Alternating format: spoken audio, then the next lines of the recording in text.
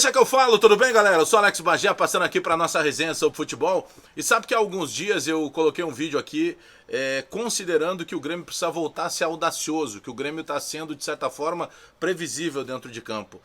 Muitos pensaram e aí colocaram as mensagens lá no vídeo da seguinte maneira: ah, Bagé, mas não está conseguindo acontecendo treino. Pô, isso eu sei, eu estou projetando a volta do futebol. O Grêmio está fazendo todo um esforço agora para levar toda a equipe, todo o grupo de jogadores, todo o staff de logística para Criciúma, justamente para realizar trabalhos técnicos, trabalhos táticos, para buscar simulação de jogos, pensando, não sei se vai terminar ou não o Campeonato Gaúcho, mas principalmente que ali na frente a gente tem praticamente certeza do que está sendo dito da CBF, que vai começar, quem sabe na segunda semana de agosto, o Campeonato Brasileiro. E aí eu pergunto para vocês, o Grêmio não está muito previsível de certa forma? Eu vou fazer uma volta ao tempo aqui numa ordem cronológica, tá? Vamos pegar lá o Filipão, quando chegou em 2014. É claro que ali vinha de uma transição em que era muito criticado e até por isso acabou saindo do comando técnico do Grêmio o Anderson Moreira. Lembram disso? Pois é, o Anderson Moreira foi técnico do Grêmio. Quando o Anderson Moreira sai, o presidente Fábio Koff, eterno presidente Fábio Koff, vai lá e busca o Filipão. E o Filipão chega, de certa forma, machucado logo depois de perder para a Alemanha, né, nas quartas de final. Aliás, nós perdemos para a Alemanha na semifinal, né? E depois o Filipão acabou na disputa do terceiro lugar com a Holanda perdendo de novo. Então o Filipão chegava da Copa do Mundo muito machucado. Só que o Filipão, no primeiro treino, já teve lá, se não me engano, 6 ou 7 mil torcedores do Grêmio dentro da arena, empurrando o Filipão, e sopa, esse espírito de campeão do Filipão vai ressurgir o Grêmio. Isso acabou não acontecendo, o Filipão não conseguiu tirar daquele grupo de jogadores o que tirou, por exemplo, o Roger, que chega depois do Filipão. Só que o Roger chega com uma metodologia de trabalho totalmente diferente. O Roger chega com um jogo pensado, com um jogo apoiado, como ele mesmo gosta de falar, com as linhas aproximadas, trabalhando o tempo inteiro campo reduzido nos treinamentos, justamente para que conseguisse tirar daqueles jogadores algo a mais. Os mesmos jogadores praticamente que o Filipão tinha. E o Roger consegue fazer isso e o Grêmio começa a jogar bem. O Grêmio começa a jogar com espaço reduzido, com jogadores com as linhas mais aproximadas, com os volantes e os meias pisando dentro da área, como dizia o Roger. Só que o Roger não consegue ganhar. E aí o que acontece? Chegou o Renato. E quando o Renato chega em setembro de 2016, o Renato, inteligente como é, ele pegou aquele time que já estava praticamente montado e ajustou algumas peças. Uma das peças que o Renato ajustou, ela foi fundamental no time, né? Porque o Roger tinha perdido lá o Juliano, que foi negociado, e em determinado momento se tentou até o Negueba naquela função do Juliano. Quando chega o Renato fixa ali o Ramiro e dá tudo certo. Mas aí tem outras coisas acontecendo, né? Tem um Pedro Rocha que tem um ano maravilhoso, tem o Luan que começa a jogar uma bola que até então ele mostrava que tinha capacidade, mas não tinha mostrado dentro de campo. O Renato consegue recuperar o Douglas, né, que já tinha sido um pouco recuperado pelo Roger, mas volta a ganhar título, e aí o resto da história vocês já sabem. O que me chama a atenção é que a partir desse momento em que o Renato chega, volta a ganhar título, com toda a idolatria que o Renato sempre teve com o torcedor, de maneira geral, em tudo aquilo que diz respeito ao Grêmio, automaticamente eu vejo que o Grêmio ele foi decrescendo na questão de tudo aquilo que mostrou lá em 2016, depois de 2017 com a confirmação incrível de uma Libertadores da América, e vai para o Mundial de Clubes, perde na final para um Real Madrid com um gol de bola parada do Cristiano Ronaldo porque a barreira abriu. Então, de certa forma, o Grêmio ele vinha mostrando que tinha garrafa para vender. Bom, o que acabou acontecendo nos momentos mais recentes? O Grêmio chega, por exemplo, como gosta de dizer o Renato, o Grêmio não, pro Grêmio não é mais novidade entrar na Libertadores. O Grêmio virou uma rotina entrar na Libertadores e classificar sempre entre os semifinalistas, entre os 4 primeiros colocados. O Campeonato Brasileiro, o Grêmio também chega sempre na parte de cima. A Copa do Brasil, o Grêmio foi bem, mas em determinado momento o Grêmio teve que pensar mais na Libertadores.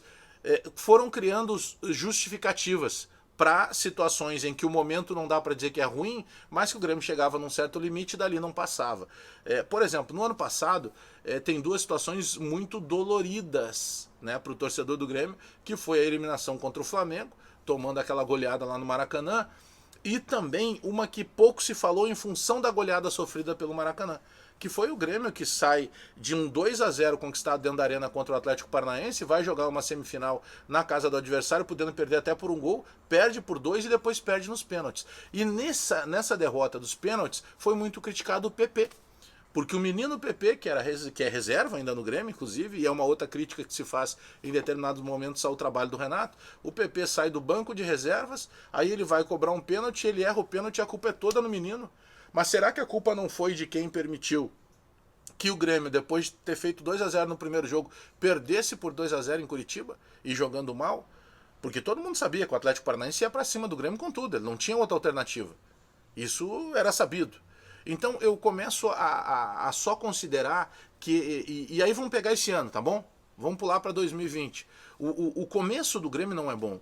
Porque o Renato, de certa forma, ele acabou se acolhendo num esquema com 3 volantes. Automaticamente a gente sabe, porque o Thiago Neves não tinha dado certo ainda, porque o Jean-Pierre estava machucado. Mas se fosse qualquer outro treinador, a crítica seria muito maior.